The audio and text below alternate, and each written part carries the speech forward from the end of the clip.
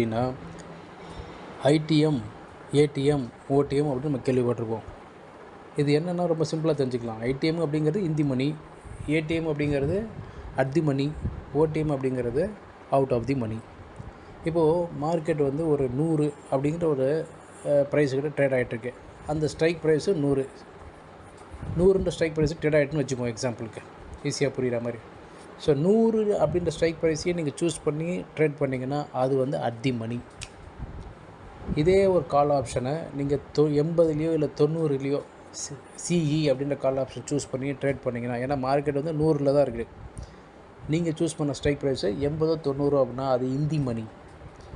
அதுவே 100 தாண்டி 110 இல்லை 120 அப்படின்ற ஸ்ட்ரைக் ப்ரைஸில் நீங்கள் ட்ரேட் பண்ணிங்க அப்படின்னா அது ஓடிஎம். இது வந்து கால் சைடை பொறுத்த வரைக்கும். இதே புட் சைடு போகும்போது இந்த 80 பிஇ 80